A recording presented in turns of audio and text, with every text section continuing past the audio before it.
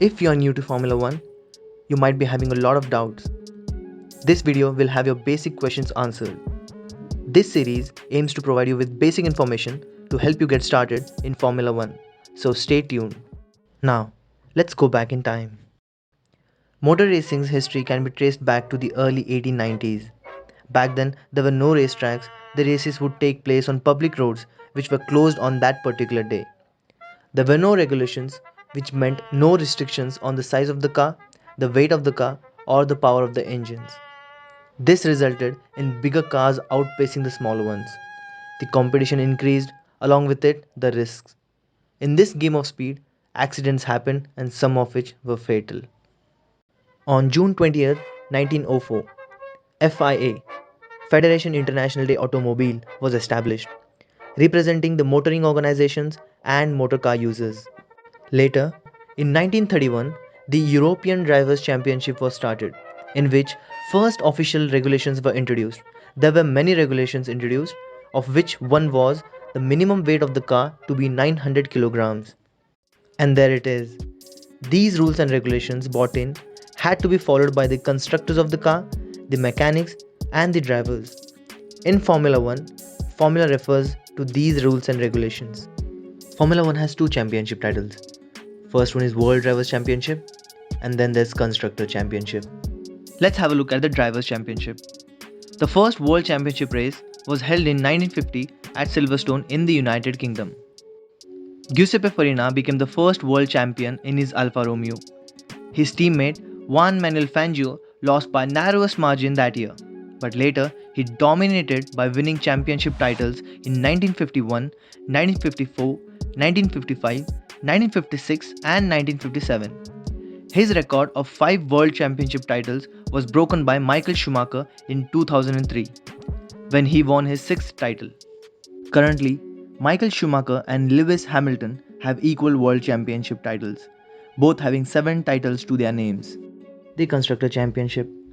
Constructor Championship didn't start until 1958. It was then called as the International Cup for F1 manufacturers. The first Constructor Championship was won by Vanwall. It is a title given to the team. The team with the highest points ends up winning the Constructor Championship. You can divide this title into two divisions. First, the constructor of an engine, and the other, the constructor of a chassis. For example, teams had names like McLaren Honda or Williams Honda in the past. It meant that the chassis of the F1 car was built by McLaren or Williams, and the engine was supplied by Honda. The highest number of Constructor Championship titles are with Ferrari. Ferrari has 16 Constructors titles and 15 Drivers' Championship titles, which makes it the most successful team in Formula 1. As of 2023, there are 4 engine manufacturers: Ferrari, Mercedes, Renault and Honda. Now, how do they win championship titles? Drivers earn points depending on which position they complete the race.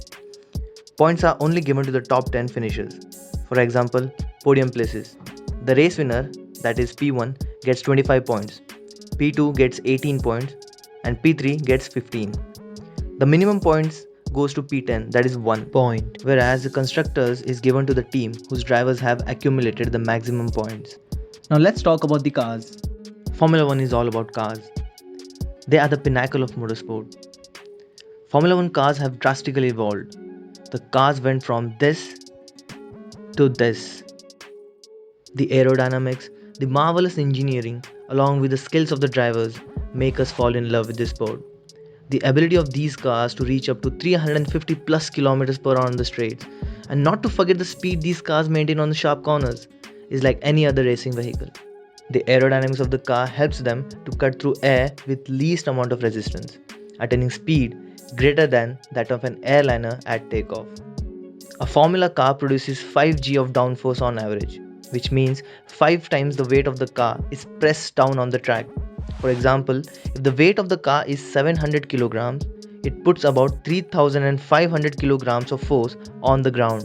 This helps the car with the grip and traction, mitigating the chances of skidding on sharp bends and corners. I hope I was able to provide you with some basic information. Eventually, as the time goes by, you will learn a lot as you follow the sport.